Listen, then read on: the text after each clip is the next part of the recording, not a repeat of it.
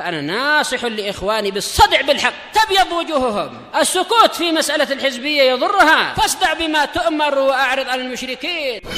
سلامي على دماج ورجالها والشيخ يحيى ودار العلم يا سعد بانيها. Waalaikumsalam warahmatullahi wabarakatuh. Memang para ulama berselisih pendapat apakah untuk yang dialami oleh kerabat antum yaitu khulu', apakah khulu' itu disyaratkan ada keridhaan dari suami ataukah tidak, ataukah keridhaan dari kedua belah pihak atau tidak, atau bolehkah hakim memaksa. Ada beberapa sudut pandang sebagaimana itu dijelaskan, dinukil oleh sebagian ulama dengan kalam yang lengkap dari Al-Hafidz Ibnu Hajar, menukilkan dari sejumlah ulama. Demikian pula Al-Jassas rahimahullahu ta'ala dalam Ahkamul Quran. Tetapi wallahu alam, dari dohir-dohir hujjah yang ada, yang rajih adalah tidak menjadi syarat untuk suami itu ridho. Dan ini yang dirajihkan oleh Al-Imam Ibnu Baz rahimahullahu ta'ala dan juga Imam Ibnu Utsaimin. Karena terkadang seorang lelaki ketika menganiaya istrinya dan seterusnya, dia ingin menganiaya dan istrinya tidak ada jalan untuk membebaskan diri. Dan boleh jadi di suatu tempat jauh dari hakim, tidak mampu untuk si istri menuntut kepada hakim dan sebagainya. Atau boleh jadi ada hakim tapi suami tidak ridho. Maka Syekh bin Baz dan Syekh Utsaimin merajihkan yang namanya khulu' itu adalah hak istri sebagaimana talak adalah hak suami. Tidak menuntut keridhaan lawan apa istilahnya itu, lawan perdebatannya. Sebagaimana suami boleh mentalak istri tanpa ridho istri, demikian pula istri boleh menuntut khulu' tanpa keridhaan suami. Nah, hakim yang melihat apakah ini khulu' yang syar'i atau tidak, ataukah sekedar emosional sesaat. Nah, kalau ternyata dilihat memang ternyata seperti yang dialami oleh sahabiyat yang mana suaminya baik, namanya sahabat, insya Allah semuanya jelas baik dan akhlaknya baik dan seterusnya, hanya saja wajah suaminya itu bagi istrinya terlalu buruk sehingga istrinya khawatir malah jadi tidak menyukainya dan nanti malah durhaka pada suami, maka dia ingin khulu'. Yang seperti ini boleh. Demikian pula apabila si istri tertimpa bahaya karena kezaliman suami, maka boleh dia mengkhulu', menuntut khulu' suaminya tanpa keridhaan suaminya. Agar tuntutannya itu kuat, maka minta kepada hakim untuk hakim membantu. Tetapi jumhur ulama mengatakan memang masalah keputusan hakim tidak disyaratkan.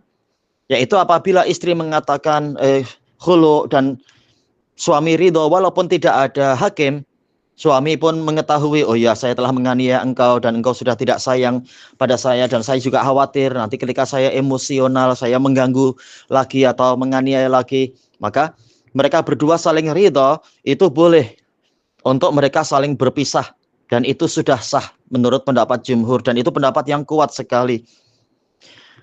Buktinya apa? Yaitu dibandingkan, dan ini disebutkan oleh Al-Hafidz, dibandingkan dengan peristiwa mula'anah, yang mana untuk mula'anah Nabi tidak memandang keridhaan laki atau keridhaan perempuan, langsung Nabi yang memutuskan memisahkan di antara keduanya. Tetapi untuk masalah khulu' Nabi bertanya kepada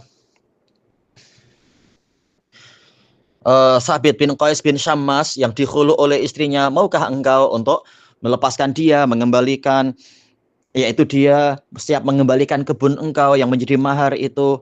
Ini menunjukkan bahwasanya untuk masalah mula'anah memang harus dengan hakim. Sementara untuk khulu' masalah adanya hakim itu tidak menjadi syarat. Kalau kedua belah pihak sama-sama sepakat untuk pisah, maka terbentuklah perpisahan dan itu sah. Jadi untuk masalah khulu' wujudnya hakim itu bukan menjadi syarat sah. Demikian pula keridhaan suami tidak menjadi syarat sah. Kalau tidak ada hakim, maka kedua belah pihak hendaknya saling ridho. Ya sudah, istrinya ingin membebaskan diri, dia memberikan mahar mengembalikan mahar kepada suami. Adapun kalau suami sampai tidak ridho sementara istri sudah merasa tersakiti atau terganggu atau teraniaya, istri cari hakim yang memutuskan walaupun suami tidak ridho. Keridhaan suami tidak menjadi syarat sah di dalam masalah itu.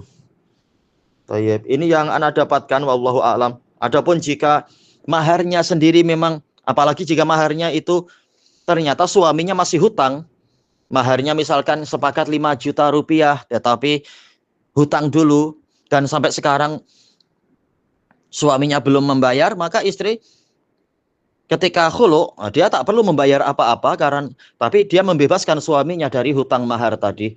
Selesai, mengembalikan harta suami kepada suaminya itu istilahnya. Tayyib, wallahu a'lam, alhamdulillahi rabbil alamin.